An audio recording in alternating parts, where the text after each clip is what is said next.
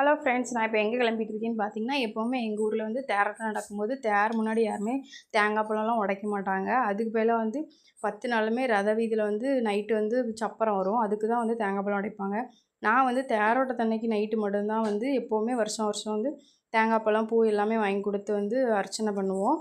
நான் போகும்போது மணி பார்த்தீங்கன்னா 11:30 ஆயிட்டு. நானும் அங்கே தூரமாக வெடிச்சத்தம் கேட்டோன்னா ரத வீதிக்கு தான் வந்துட்டோம் அப்படின்னு சொல்லிட்டு கிளம்பி அங்கே போய் நின்று வெயிட் பண்ணி பார்த்தா, எங்கள் ஊரில் ஒரு முத்தாரம்மன் கோவில் உண்டு. அதோட டேனிங்கே வந்து சப்பரம் தாண்டலை.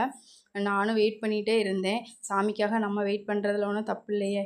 ஒரு வழியாக வந்து சப்பரம் வந்து கிட்ட வந்துட்டு சாமி கும்பிட்டுட்டு அப்படியே வீடியோ எடுத்துட்டு நான் வீட்டுக்கு வரும்போது பார்த்திங்கன்னா மணி வந்து 12:30 ஆயிட்டு. அப்படியே பயப்படாமல் சாமி மேலே பாரத்தை போட்டுட்டு அப்படியே நடந்து வந்துட்டேன். என் வீடியோக்கு வந்து லைக் பண்ணுங்கள், ஷேர் பண்ணுங்கள், அப்புறம் கொஞ்சம் சப்போர்ட் பண்ணுங்கள், சப்ஸ்கிரைப் பண்ணிடுங்க மறக்காமல். அடுத்தடுத்த வீடியோ வந்து நல்லாவே வரும். ஓகே ஃப்ரெண்ட்ஸ், பாய்.